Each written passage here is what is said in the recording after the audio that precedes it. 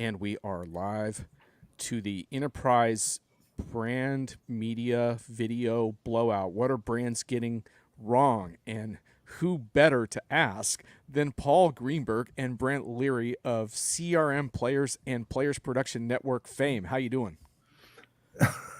Well, again, other than the word fame, we're doing fine. I think we're doing good. So for those of you watching on LinkedIn in particular, can you comment just so I know the comments are coming through? Thank you for that. I'm sure as you join us, I will see that. What these guys don't know is they're about they're about to get an award. So the award is my John Reed's award for most watchable, consistently watchable enterprise related content video. These two guys, congratulations. Wow. Oh, now see, that Stump the Godfather drum roll, crowd cheers, man. He's got it down. There you go. From you. Congratulations for that. And I know I can hear the objection already, which is, but John, these guys are your pals. You know, this isn't fair. This is totally rigged. Well, a couple of things. First of all, I used an objective criteria, and it's very simple. How many shows do I actually watch myself and enjoy? I think that's pretty objective. How's that? And you know what? Like, there's some honorable mentions I want to get to, because I know you guys are thinking of some other producers. And yes, I want to mention a couple others, but I'm not going to do that yet because I got a mystery guest crashing the show later. I'm going to go over that with them once these two exit stage left. So I will be announcing a few other notable entries. And in general, I do want to point out that this so-called enterprise analyst media contingent is, I think, in general, producing better content than brands on this topic. And this is one of the reasons why I want to have the show today, because it's kind of amazing to me that a bunch of us with pretty limited resources compared to brands are, in my opinion, producing a lot better content. And I think that can change, and I think it should change. So we're going to talk about that today. But before I do that, if you guys can just let me go on a quick rant, which is, the rant is as follows. I don't really understand why brands are getting so obsessed with using AI to blast creativity off of their responsibilities collectively. That's not what AI is for, folks. I'm sorry. And it's a terrible excuse for not getting exceptional content out the door. Please stop. Why should you care about exceptional content? Let me give you the short version because I've written about this so extensively, it's ridiculous. Here's the short version. You should care about exceptional content because A, attention is crucial, especially for people that are not drinking your Kool-Aid. And number two, content is one of the best ways at scale to establish some level of brand trust. And trust is going to be the predominant theme in the age of deep fakes and everything else to get people, including buyers, to trust your brand. So that's why you should care about content and creating exceptional content. And no, AI doesn't get you off the hook for that. How's that? I'm right with you. That wasn't a rant. That was just the truth right there. That's all right. Tell the truth. I mean, look, one thing, and Brent's heard me say this like 20 million times at least. We've talked for a million years about separating signal from noise, and I'm saying no. This is an era where you separate signal from signal, right? And you want exceptional content is the signal that you provide that separates you, right? Signal from there's a lot of good stuff out there as well as obviously crap, but you don't have to worry about the crap anymore. People have filters in their heads. They know what to do. Yep. And you have to worry about the other signal, right? And if you don't produce exceptional content, then you're not standing out. So this is signal from signal. Yes, indeed. And also I think that's interesting because when you think about competing for attention, it's much more fluid now, right? So even when you're thinking about B2B stuff and enterprise stuff, you're thinking, well, this person is watching, what is the new Game of Thrones show, or they're streaming TikTok, or they're watching some pretty entertaining stuff. And so it's like, so what constitutes exceptional? And I think that's really an interesting conversation because that's where brands, I think, also get on the wrong track here, because a lot of times exceptional is not high production value storytelling. That can happen. But a lot of times what really gets me is some of the stuff you guys have done. So, for example, like when you guys have done these big thematic CRM player shows where you get executives from different vendors who are mortal enemies in their day-to-day to actually collectively talk about stuff together that matters. that to me is jugular exceptional content. But it's not like you spent thousands of hours on scripts and productions. Yes, you guys are great with production values. You're better than me at that, and that's great. But that's just incidental to this whole content thing. And brands out there, you can do this too. You can do this, man. And that's why I have these guys together today. So I think it's just a matter of being comfortable with the subject matter and the people you invite, and giving them the space to do what they do. I think if we've done anything right, I think that's probably the kind of the secret sauce is, just things that are really interesting to us individually and collectively. And we'll be like, hey, what about doing something like this? And you're like, hey, that sounds like a good idea. Hey, who do you want to be a part of this? Oh, let's get these guys.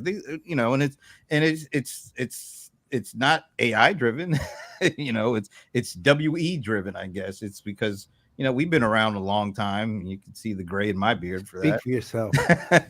And we know a lot of really good people that not only are they experts in what they do, but they have a personality. They got a sense of humor. And when you're able to kind of marry all that together and then get out of the way, it makes for something that I would like to watch if I wasn't involved in it. It's sort of like what you were saying, John. I mean, that's the thing. It goes to human dynamics always, right? Look, the reality is very simple. We're people, right? And everyone who watches us is a person, and everybody who hates us is a person. Everybody who likes us is a person. And guess what? They all have their own lives, and they have their own likes and dislikes and things they think. So what we do is we say, all right, we get that, and consequently, we create a framework. And that's all we're doing, really. We're saying, here's a framework to work with everybody. Let's work with it, see what happens. And we get inquiries all the time from people who are going to be on the show, from their PR people, for the most part, saying, can you give us the questions in advance to tell us what the show is going to be about? And we say, no, we're not going to do that. That's not what we do. And we tell them, look, we're not trying to blindside you and make you feel like crap.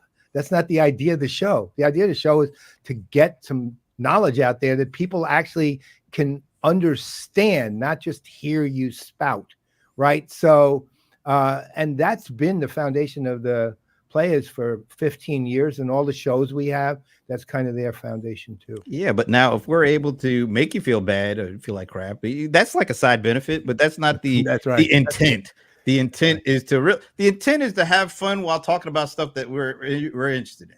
Right. And if we're able to get people that can do that same thing, we don't have, a lot of times we don't even have set questions. We'll be like, look, we'll wait until we do the show.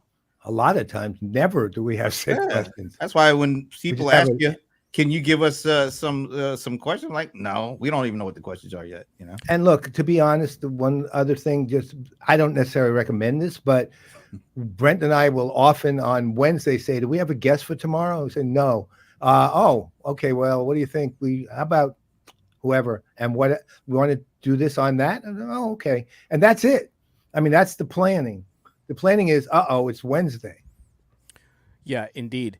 And I do want to mention briefly that one of the fascinating things about more unscripted environments is that they do take a little planning sometimes. And so a lot of times when you guys will be like, oh, same guests are on, that's because I didn't have time to really reach out to someone new and educate them around the format. And that's why a lot of times we return to our go-to people, is because they understand and they're comfortable in the environment. But eventually it does catch on. And I want to hit to these questions, and then I want to point out something, because I want to give brands some takeaways from this conversation and not just like bash them. Thomas says too much agreement so far. This is an important point, Thomas. I don't believe in faux debate. So I believe in natural disagreement, so I can't promise you exciting fireworks. Sorry. What I can promise you is people that take strong positions during a show. If we happen to agree, then that is what it is. Tim says, I would argue that average content is not differentiated. That's just noise. I tend to agree with you, Tim, that most content is not differentiated these days. But the cool thing is that differentiating your content is actually not that hard. It just takes a little determination.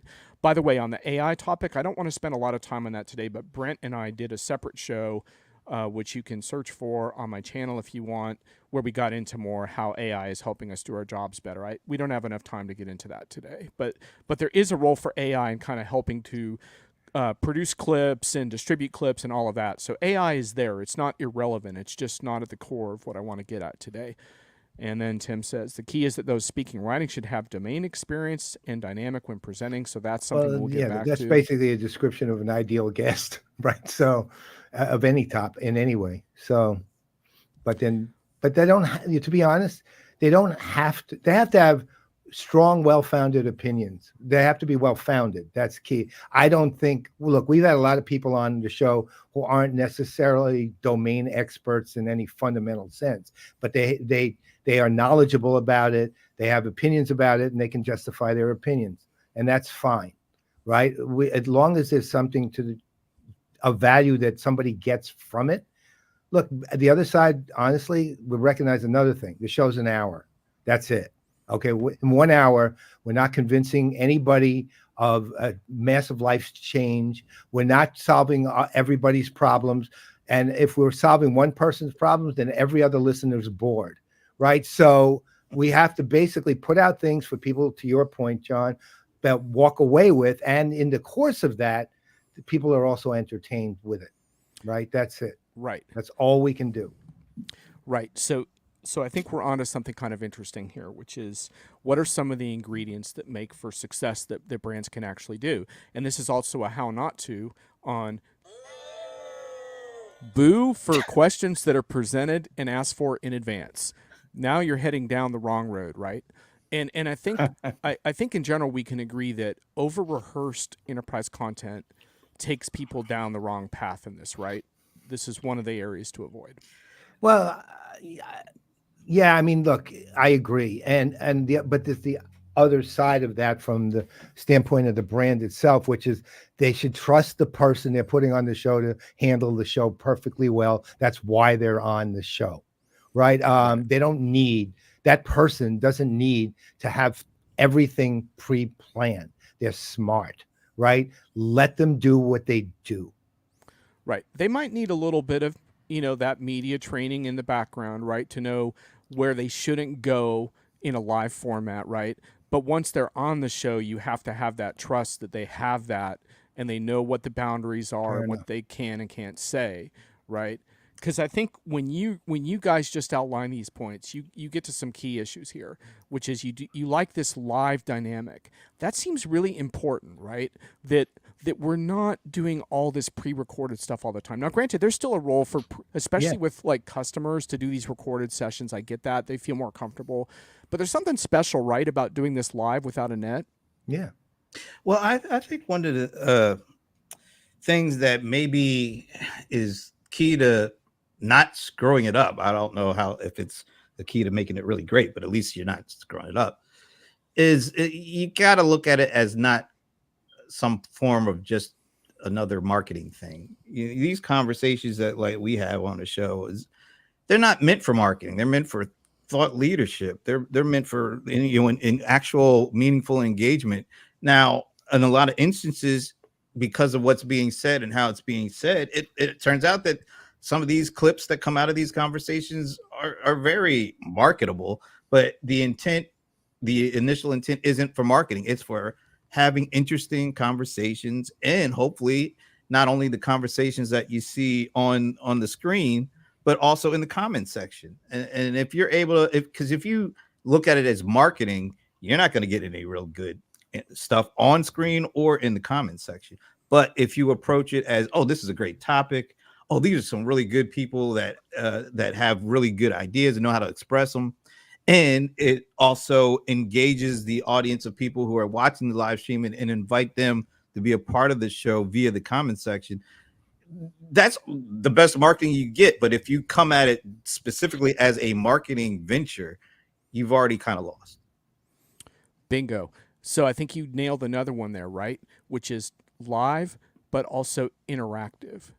That there's a value on the interactive aspect.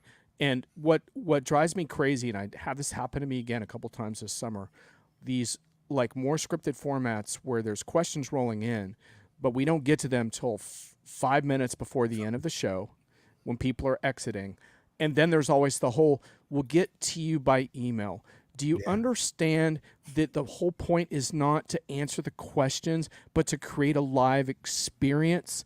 So the thing I love about your shows is when I show up, I know that if I put something in the chat, it's probably going to wind up on the screen or as a point of discussion during the show. And that's really interesting, right? That's a different way of thinking about content. Well, to that point, there's another opportunity actually with that, which goes even a little further, which is we have actually done things like when we see comments that are rolling pretty well, we literally will bring the person onto the show live from the comment section. Right. Right. And that's, again, we want that engagement to us is more important than anything else we're doing, really. Because look, the other side is the people who are commenting, they're intelligent human beings with, again, well-considered ideas. They could just as well be a guest. So why not make them an actual guest? And Right. doing that, I mean, it led to the world famous blueberry bagel battle. Okay. But also doing some experimenting and trying some things out. Because one of the things that has worked best for us from an engagement standpoint is Stump the Godfather. It started out as just, you say. I'm the victim here. It started out as, I don't even remember how it started out, but we did something. You did it. Did it. And I was like, wow, we're getting some people, want to guess along with this thing. And so I was like, why don't we just do this every week? And every week, we have a lot of fun with it. Paul, beats his head on his mic sometimes. But people love to be a part of it because they get a chance to throw their thought in there, their guests. And that's something that now is a weekly staple of this thing because of the engagement opportunity. Aging me 2 years for everyone I actually age. So this is interesting from Tim Crawford. And Tim, by the way, I want to get you on a future show because he's great. You've got a lot to share on these topics, including a ton of good stuff on CIOs. Tim's one of my pesky questions specialist favorites, where when he raises his hand at an event, I know something good's about to happen. Mm-hmm. He's going to ask something important. He says here, humans are imperfect. Natural conversations are more interesting and enjoyable to listen to.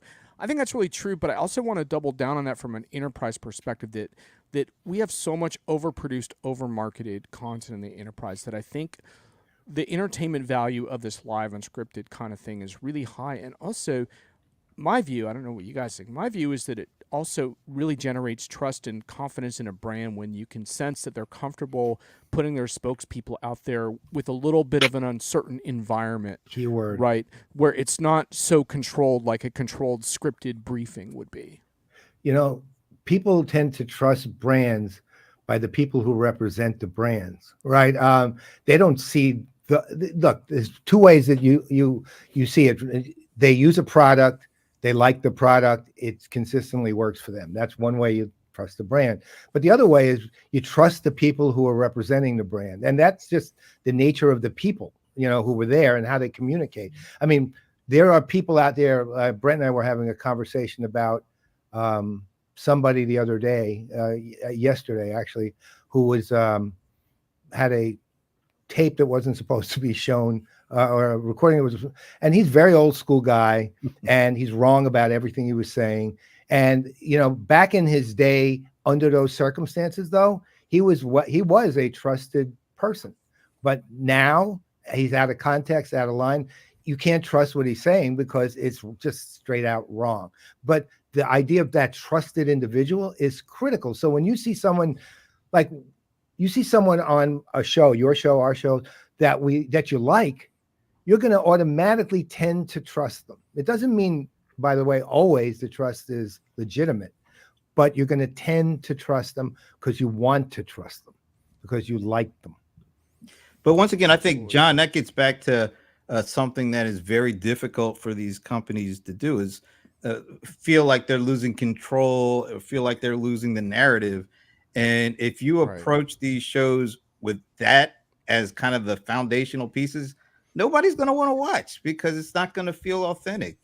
If you, like Paul saying, we go to all these events, we get a chance to speak to all these different people at these companies, And guess what? These folks have personalities. They have great senses of humor. Beyond being subject matter experts and head of this and head of that, they got really good senses of humor. One of the funniest guys that we spoke to over the first part of the year at an event, Nick Zitzen. Yeah, he's the chief strategy officer for our service now. But that dude is funny.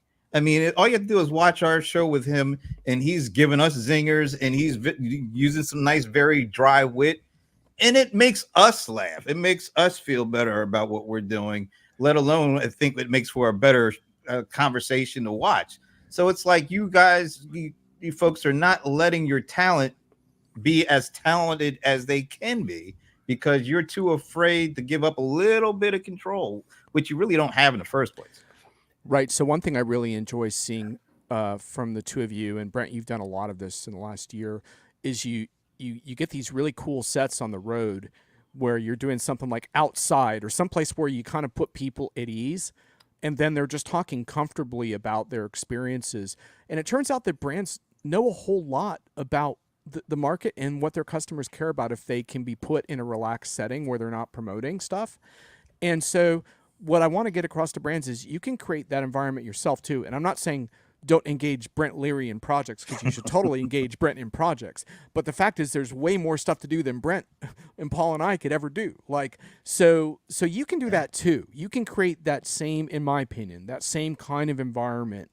And it would really be beneficial to look at some of those clips and see how it's done. Well, from their standpoint, they in effect, and it actually goes directly to what you were saying, walk outside. Right. I mean, literally, the brands stay in their damn offices and they have production companies to come in either internally or externally. And they all have very set ways of dealing with it. But the other thing that they do, which they miss, and it keeps going to what Brent is actually saying here, too, is they tend to think that they have to represent they are a business that has to act like a business so that the metaphors of being a business are clear to the people listening, and that they have certain words they have to say and things they have to do and environments they have to show in order to prove that they are a legitimate business. When Brent's saying these are people with personalities, let them, they work. Look, you think of it from a different standpoint, a very simple one too.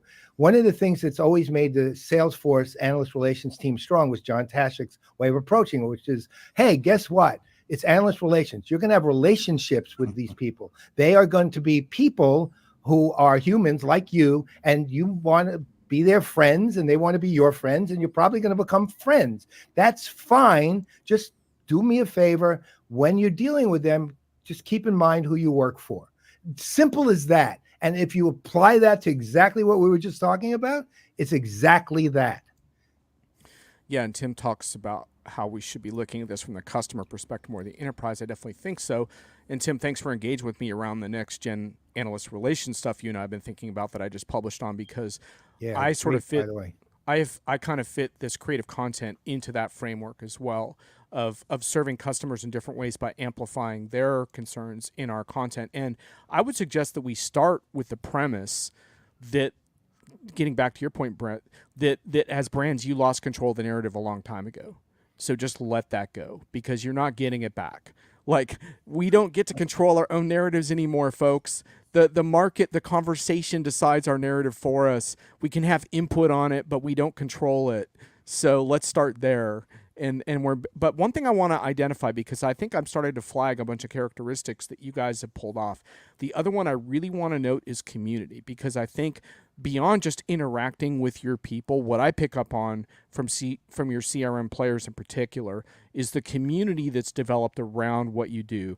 I think that's special, but I think also brands can achieve some of that. What do you think? Paul?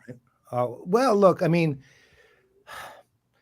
the irony of that, I guess, is brands have theoretical communities that they actually can draw from. I mean, it's kind of like, when we talk about sports, we talk about you don't need to create advocates. You just have to figure out how to manage them because they're your fans, right? The brands have people who are already in place in various kinds of communities. They don't draw on them.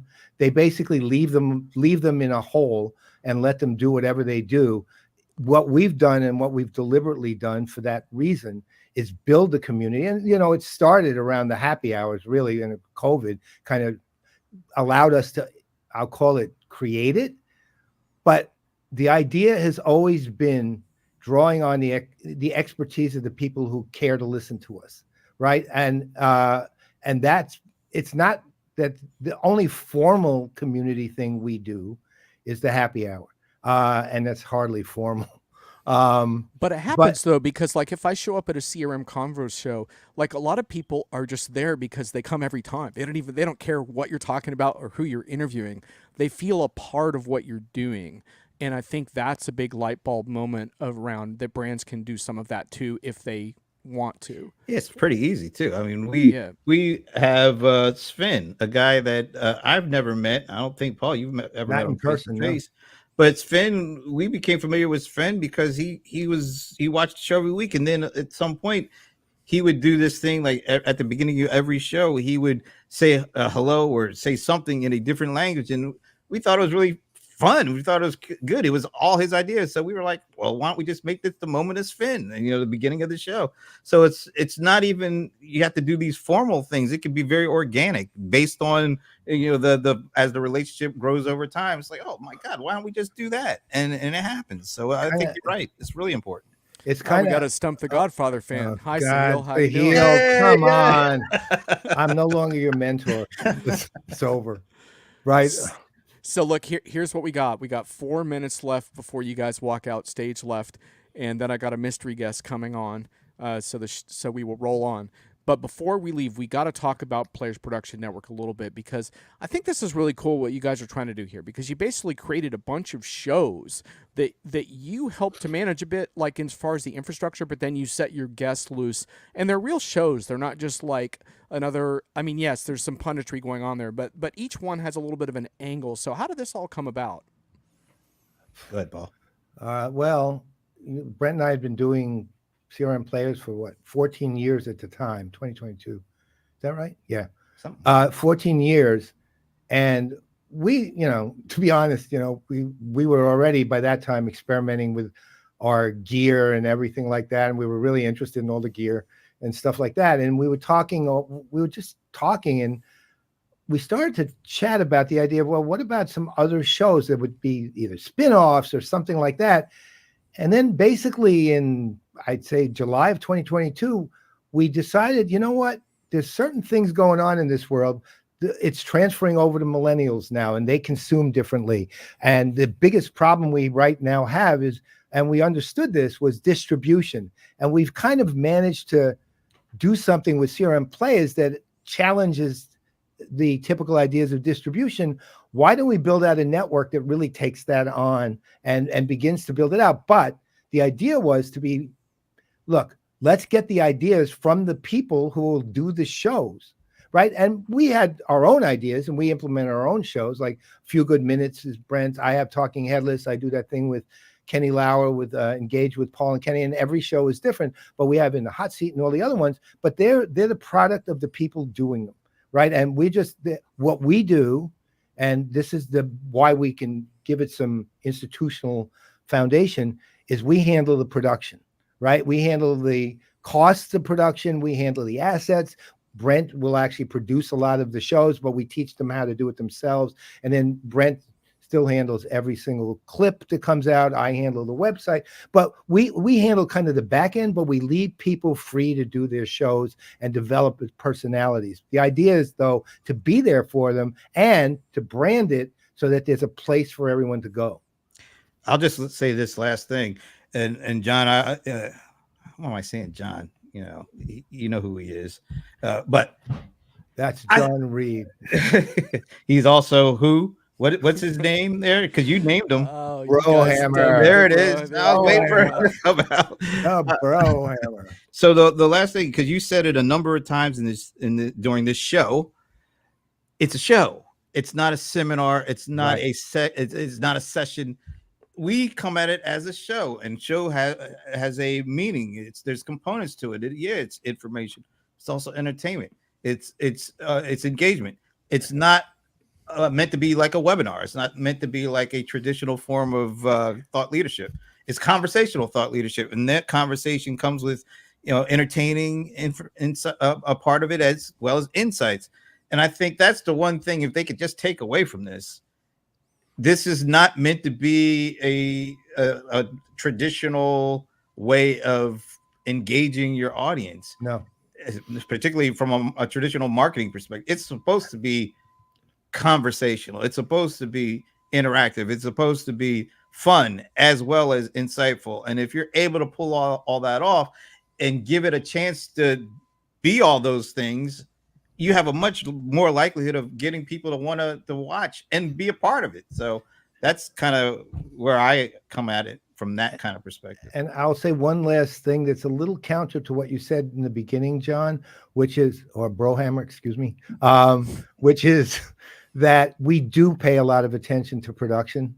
We do. Right. We actually do spend a good deal of time trying to make sure, and that there are standards for every show. Like if they're deficient in equipment, we make sure they get it. Those kind of things, because part of the entertainment value is how nice it looks to people when they watch it, right? And yeah. There's a baseline to production, and that's a longer conversation in terms of how to get that right without overdoing it. That's a longer talk, but we're not going to be able to do that one today. What? Because you guys are out of time. I'm cutting you off. You said you had to leave at the half hour, so holding you to it.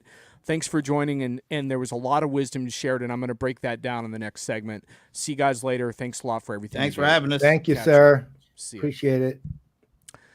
And now we are going to shift a little bit because I'm going to bring on another surprise guest to continue this conversation. And what we're going to do is we are going to break down what we've learned so far, because I promised you this wasn't just going to be like bashing brands. I want to really give some good lessons here, because I think a lot of this is actually quite doable in this context. So now we have our surprise guest coming on. And you are added to the stage, and you have a nice hat for John. us today. And you are Thomas Weber Knight. How you doing? I'm doing fine, and your pronunciation gets better every time. Yeah, man. I didn't butcher your name quite as badly as usual. No, well, you're doing great. Excellent. Sounds good. So Thomas, I assumed you were listening into a good chunk of that. Did you catch some of that? Cool. Of course I did, yeah. Excellent. One can't listen enough to the three of you, actually. Cool. Well, you're on for a few different reasons. One is because when I thought about this show, I was kind of saying, who in this domain do I watch the most? And your show is one of the shows that I tune into, like, whenever I can. So you also get one of the awards. Congratulations. Thank you. I'll take that. My God, what's my autofocus doing today? Am I that blurry? So, yeah, I don't know what's going on, but that's part of the game. We gotta press on. Yeah. So you heard a lot of what we broke out, and I'm gonna break this down for brands, so you kind of hear some of the key points. But did you hear anything in terms of, like, I know you do a lot of similar things in your CRM Convo show. You create, in many ways, a similar kind of live interactive environment. Are there other things that we missed that you think are really important ingredients to have a successful show? I didn't hear one particular word, although it got mentioned implicitly, which is authenticity. Mm-hmm. So the three of us who are running the CRM Convos, we have very different styles, each of us. Whether we, and again, each of us particularly like all of the other guys' traits or not, doesn't matter. That we are as we are. This is what makes it interesting, which also helps shedding light from different angles. This is one part. The other part is, of course, that's true for the guest as well. As Paul and Brent, we are not really looking after marketing, or self-marketing. We are looking after thought leadership. Whether we always succeed or not, that's on another plate. Sometimes you also run into own missionary errands, which is part of the game too. Right. Not always helpful, but it keeps it at least lively, and again helps opening up different angles. I think you honed in on something, and I want to get in with you a little bit to a couple things on entertainment value and attention span. So remind me to get back to those topics. But I think one of the ways to get to entertainment is through the authentic clash of personalities. Mhm. Like because you asked about this debate thing earlier, and I don't really like faux debates, but I do like it when personalities clash. And Mhm. and I think like you see that in many forms of entertainment. Like in music, Mhm. you see it a lot because a lot of really great bands, their members don't really like each other that much, and they have a lot of fights, right? But they have a Yeah. chemistry, right? Yeah. And I think that's an interesting component for the viewer, right? Is Yeah. they know that there's going to be some clash because you go at it in different ways. And I think you and I have some of that, like where if you and I talk about something for an hour, we're going to disagree on a bunch of stuff. Yeah, and that's good. And that's interesting for the viewer, right? Yeah. And I do sometimes do shows with Holger Mueller after events because Holger and I, we have a lot of disagreements, and it's just kind of Mhm. natural that they will emerge. So I think that's an Yeah. interesting thing from a brand perspective, because I think brands don't often think of it that way. They think of it like, oh, we need to have a coherent message all the time. But the thing is, you can have an underlying message that you kind of agree on and still have plenty of Mhm. disagreements, right? Like Yeah. like for example, I think you and I fundamentally agree that we're here to serve customers, and we do that through creating honest conversations with people who know their shit, right? So we agree Yeah. on that. But there's a lot of room for disagreement on top of that agreement, right? Yeah. I mean, look at how we present each other, Right. or ourselves, actually. Yeah. Bloody English. So I mean, I'm a bit out of figure today wearing my prop. Yeah. But what I fundamentally have is a very, very, well, an extremely simple background, which probably contributes to the current autofocus issues. Whereas you have your own brand, a different Right. brand. Yeah. So, and same with Ralph and Marshall Right. in my shows, yeah, or on our shows, actually. So we have established an identity, an individual identity. Right. And again, whether we are fully in agreement with the other one's identity or not is irrelevant, as long as we work with it constructively. Right. Exactly. Hmm. So I want to hand out a couple more informal awards, and this is not to overlook a lot of people because there's a lot of video that I don't get a chance to watch, and like I said before, from the sort of analyst and media contingent, there's a lot of people doing pretty cool stuff. So I don't want to exclude anyone, but I do want to call out a couple of my personal favorites, which is based only on the criteria of who catches my attention that I tend to watch. One of them is Disrupt TV with Ray and Vala, and I think Mhm. one of the things they do really well, and I crash their show at times, so they invite me on, but even when I'm not like a part of things, what I think they do really well, they have a really breezy format because they have usually 3 different segments in one show. And I think they do a really good job of really putting the guest in the center of things. So you don't hear a whole lot from the two of them around, oh, we're pundits, we're big influencers, Mhm. you know, and those guys have massive followings. They focus on their guest, and I think that format works. So Disrupt TV gets an award from me. And then also I want to give a call out to analyst David Smith, who focuses a lot on the collaboration space. He shows up at shows with gear. I don't know how he kind of like hauls his gear. He has his own secrets. We could ask him sometime. His stuff is just so well produced, man. I mean, he makes me look so bad in terms of the gear I bring to shows. But I got to give him a call out because he does it on his own. But I think he really has a high standard with production. And while I have been a little critical of like obsessing over production values, I do think that looking good is great. And Yeah. and if you can do it and do it portably, that's awesome, because the whole key to like doing good stuff on site is quickly set up and capture that moment, right? Yeah. So I don't have any problem with good production values as long as it doesn't inhibit you from doing that, right? So if it takes you like 3 hours to set up, then I don't like your approach, because Mhm. that's not going to capture the moment. But guys like David and Brent, they'll go to a show and they'll be set up in like 15 or 30 minutes or less, and they have a great set and it looks awesome and sounds awesome. Good job, guys. And David and Brent come with totally different setups. I mean, Dave runs around with his big ass high quality camera. Yep. Well, real camera, whereas Brent is tending towards smaller devices, Right. which are set up far faster. Right. And so they are still deliver an extremely good, well, image and audio quality, which Right. is not to be forgot.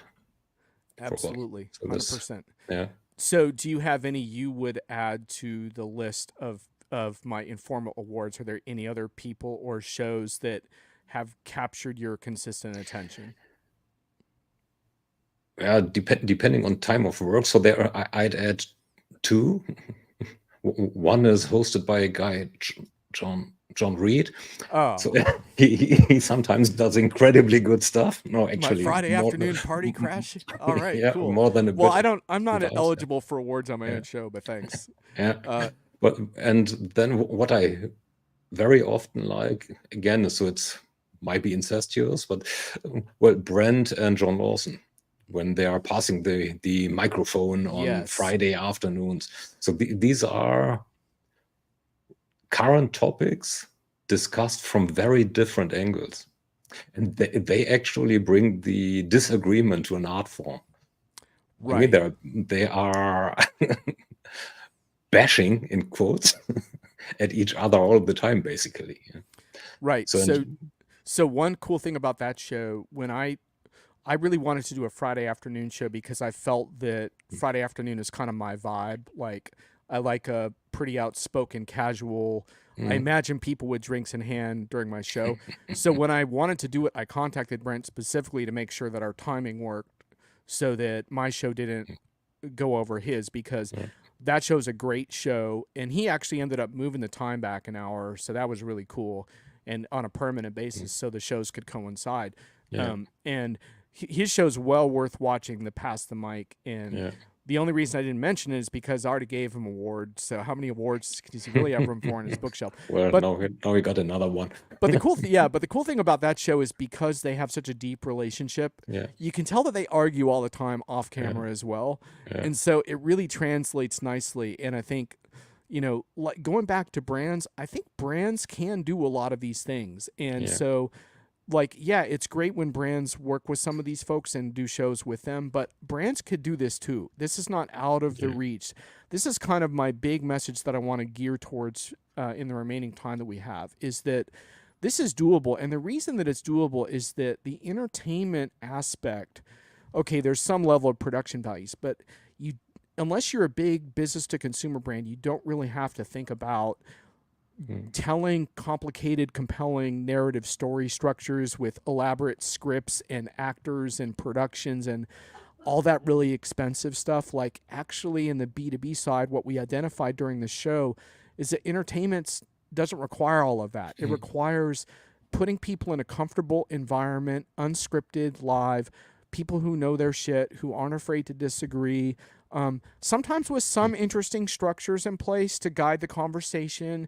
But I just don't think that this type of entertainment is too cost prohibitive for brands to do. No. Do you? No, it's not that well, once in a while I'm doing some for brands, and there I actually tend to prepare because there's often a customer involved. Right. And well, they are, They let's need say, to know the parameters need of to what know to expect. Yeah. what fire they are exposing themselves to. Yes. And the other aspect is this is a story over time across different brands, actually. And the story is, how do buyers, customers use enterprise software? How do they go to choose it? What are the problems when implementing it? What are the problems in use? How do they work over them and across them? Which help do they get? And ultimately, what's the trust level between vendor and buyer there? So this, of course, then can be done best, I'd say, by someone who is not directly associated, well, not a brand member. So that needs to be an outsider. Else it's something like exec of company A interviewing exec of company A about company A, which is kind of pointless. Yeah, exactly. And I do want to make the point that customer-based interviews are a different can of worms, and they require a different type of preparation than, say, doing stuff with your own team or interviewing brand, vendor executives who are used to going public. Customers have a lot of concerns around what they want to reveal about their projects, what they can and can't say on camera, and stuff like that. And so there's a different type of preparation with customers, and that's a little bit beyond the scope of our show today to dissect all of that. But the gist of it is that the customer needs to feel a level of trust and comfort.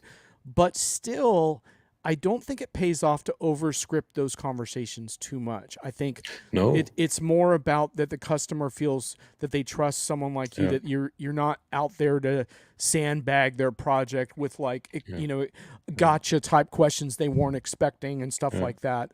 But it's more of just understanding that people really like these customer stories, but they do. I don't know about you, but one of the things I really look for when I do these is I really look for customers that are comfortable talking about some of the challenges, because every project has those. And we don't just want to have these success stories that don't go over like what were some of the issues, like the inevitable change issues or the scope creep problems or right, like how do we handle all that? So it's best, I think, when the customer can open up a little bit, right, about that. Yeah, and that's why also in these types of let's stick to customer conversations or conversations with customers about brands, I always tell them, hey, this is not gospel, this script. This is the line of conversation that we are going to have. And depending on what you are telling me, I might take a detour, because this is just interesting.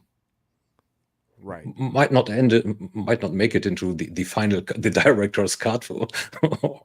Right. But still, it's interesting information. Yes, and that also keeps it authentic and vivid. Yep.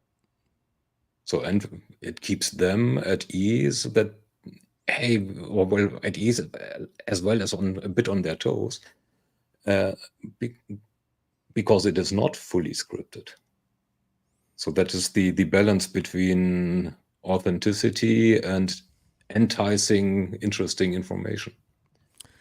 So in my posts that I've written about this topic, and I've written a lot about B2B content strategy, I've gone pretty hard on this whole thing around relevance over entertainment. And the reason I've done that is because what I wanted to get across to brands is that when you get obsessed with entertainment as your goal, then you're really up against it, because you're competing with YouTube shorts, you're competing with cat videos, which are really hard to compete with. You're competing with baby goats. I don't know, watching a baby goat jump around for 2 minutes, that's really hard to compete with. You're competing with the Game of Thrones knockoffs that I described earlier. You're competing with political coverage of hot issues with high intense stakes for culture and society. And so I've just tried to encourage brands to back off of that a little bit and think more about relevance, in the sense that, so when a customer attends a webinar on cloud migrations, for example, they are there for information that will help their product and careers. So the point is that if you have experts sharing good information, that you don't have to worry about too much scripted entertainment. But I'm thinking that in a way, what we're really doing is we're redefining what entertainment means. We're not saying don't entertain, because I think the entertainment really comes out, right? Like in the stuff you do, for example, you've hosted me on a bunch of these AI debates, right? And while we don't always have these fierce arguments, there are disagreements, but it's really there is something really entertaining about that structure of going at it around issues that matter. And so in the course of this, what I think we've done today for brand takeaways, and tell me if you agree, is not no entertainment, but more redefine entertainment in a way that, by the way, happens to be more affordable, because you're not doing all this rehearsing and all this stuff, but redefine entertainment in terms of things like authenticity, experts, unscripted conversations, jugular live experiences where you're interacting with people and interacting with the audience, often whom are just as smart as the participants. So you bring them in early and often. And like we had today, a ton of fascinating questions in the chat, including some from you. And then that sense of community, and that community is engaging, and that makes me say, you know what? I don't want to miss Thomas's show because I'm going to interact. I'm going to ask questions.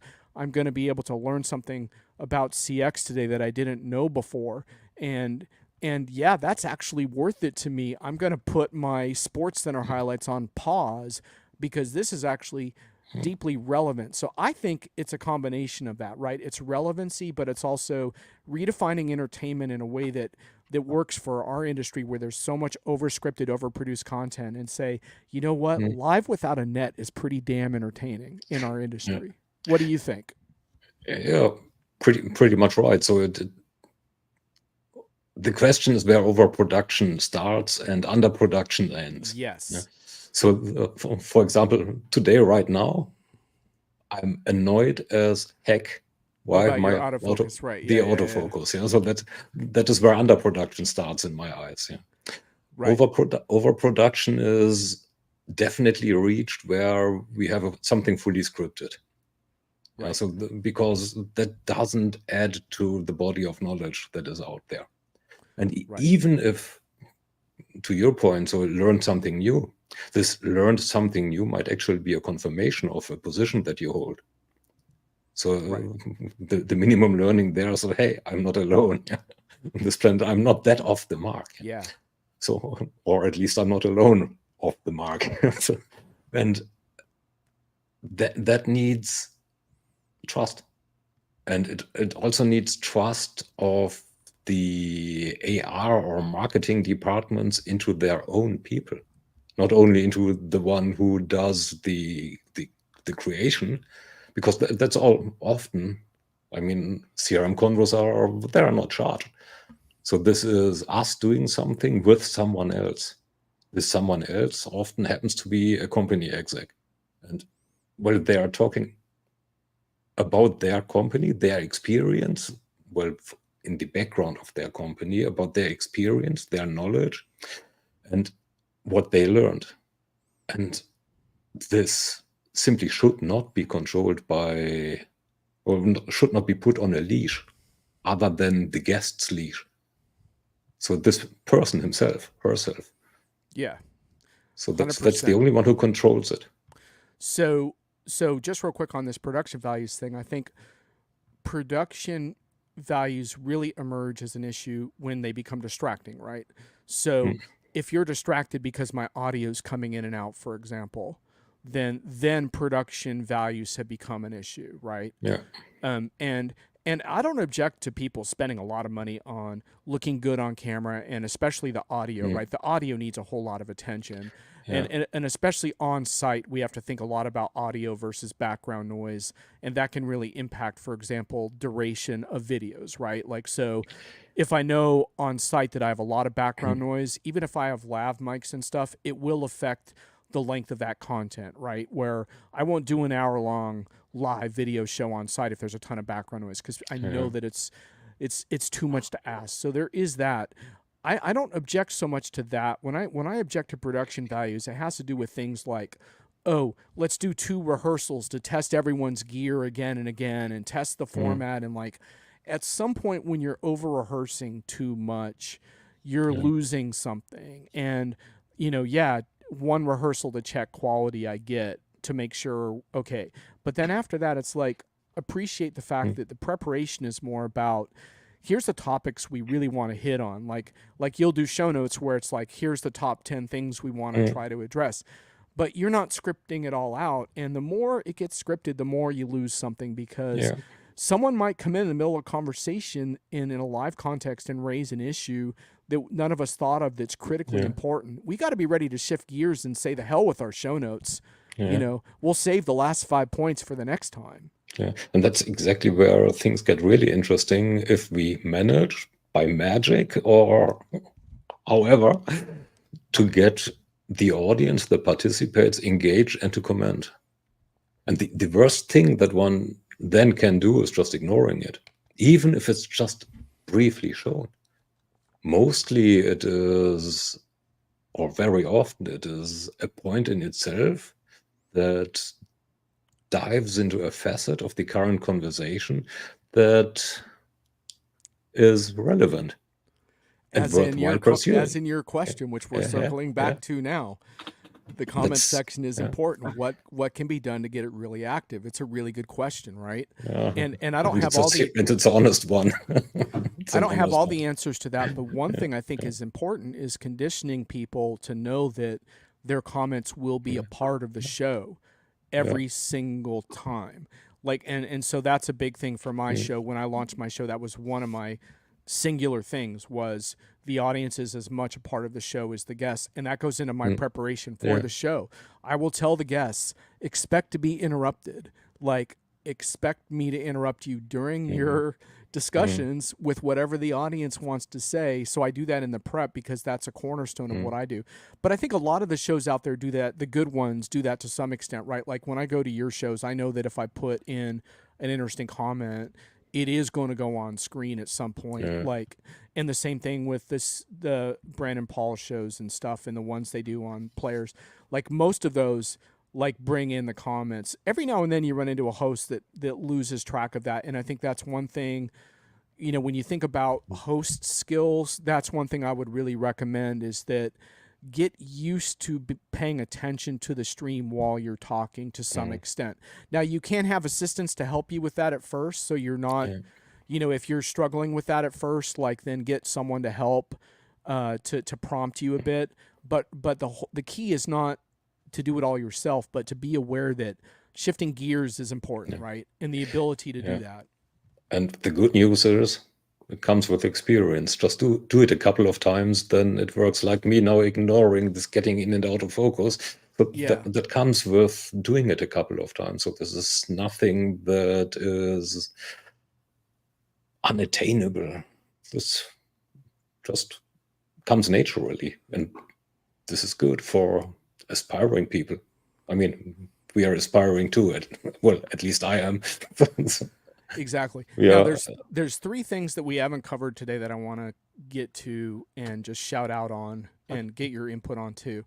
And the three things are the role of AI in all of this. And I don't want to do that in detail, but to say that I've covered that in some other shows on this topic. But there is definitely a big role, even though I was really pushing back in the beginning of the show on AI actually creating the core of the content.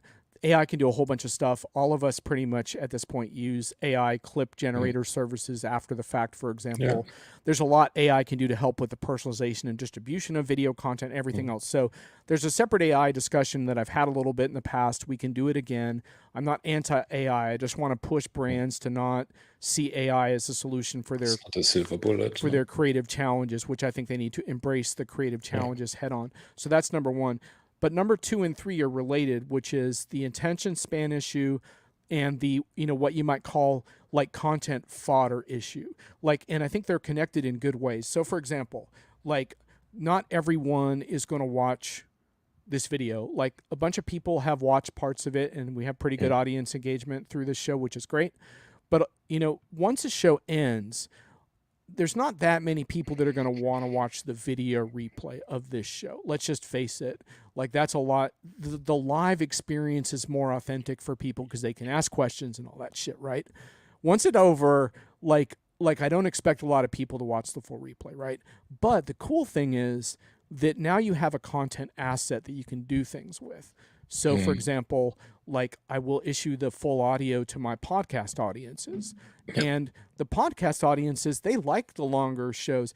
They tell me sometimes, don't edit these. Like, we want to hear, because, you know, they're literally on the treadmill at the gym, like their literal treadmill, or they're stuck in traffic, or they're having a terrible experience at an airport. And I love thinking about people like getting nice audio content that eases those frustrating times in their lives with interesting stuff that doesn't require total concentration, but, you know, gives them a sense. So all you audio people out there, this is for you. I love doing that. So that's good. But then it's also slicing and dicing the video in cool ways, right? Like, so there's all this inventory here that I can use. And I wish I had more time, frankly, to slice and dice it in different ways, because I think that's really appealing for people.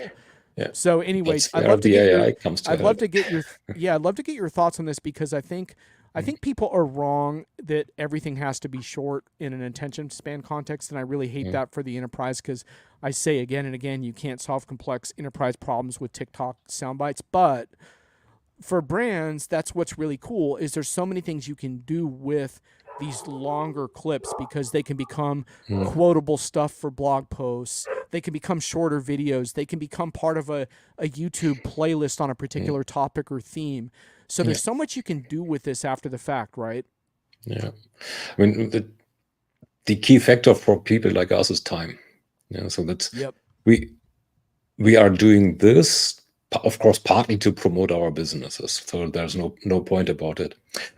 However, we can put only that much time into it, into getting the slicing and dicing done.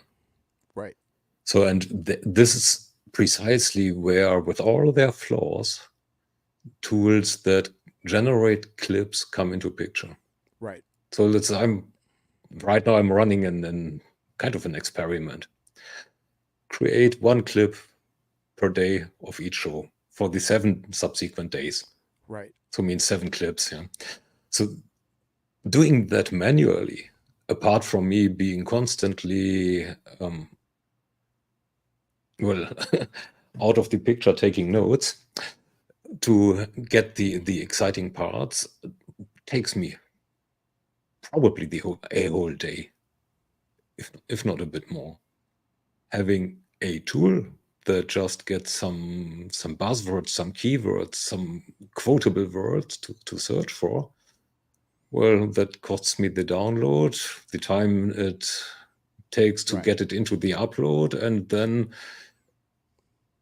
generate a couple of clips, assess and post-process a couple of clips that this thing generates. This is done in 2 hours at most. Right. Is it as good as fully self-produced? Nah, clearly not. Is it good enough? I surely hope so. Yeah, I think in a lot of cases it is, and you know and the tools are going to get better and better in a certain regard. But I would just say brands have a big advantage over the likes of you and I in that capacity, because they can use these tools, but they can also make use of some internal staff that work around video production and content production in some cases. So I guess what I wanted to get across to brands is that these kind of more longer unscripted shows are a great source of content inventory for a variety of other content productions, where AI can help you summarize, slice, dice, transcribe, pull quotes, you know, and so now you have this content engine. And so the way I kind of think about these shows for myself is that I like starting with the live video, but then it can lead me to all kinds of places. And I think brands will find the same thing if they do this right. You know what I mean? Yes, and they should be more open to it. I mean, I work with some of them, and far more say, nah, better not. Yeah. So, and they probably should reconsider their positioning, whether they are doing that with a John, a Brent, a Paul, a Thomas, or a David, whoever. Yeah.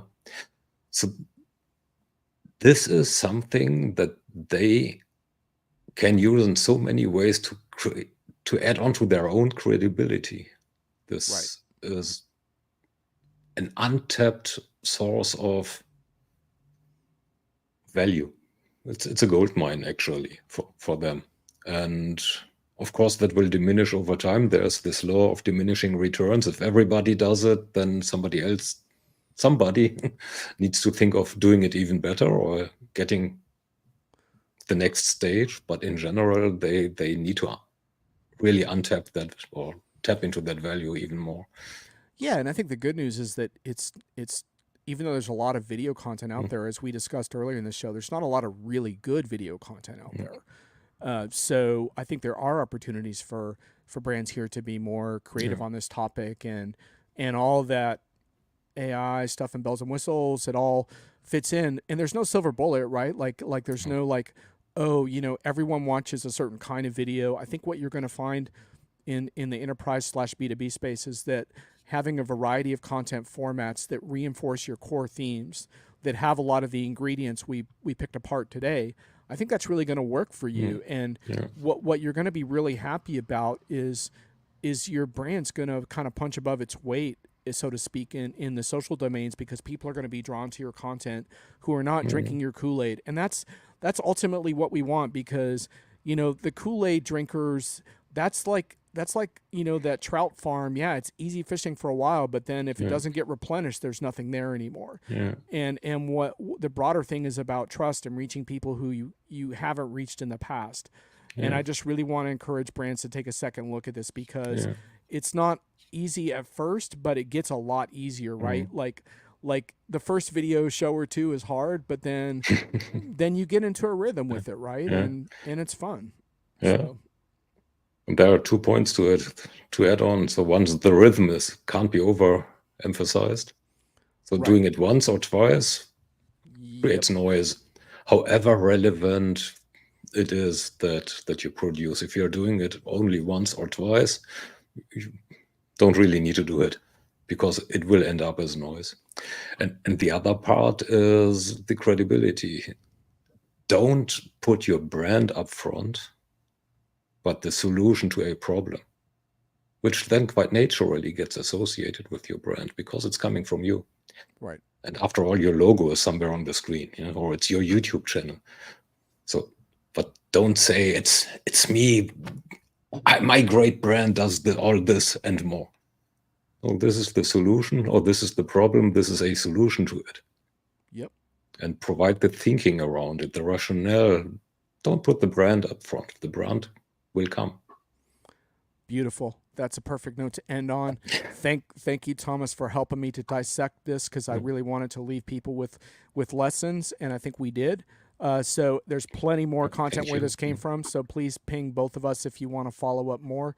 And thanks all for watching and for your terrific questions. Catch you next time. See you. Later. Thanks for having me. Looking forward.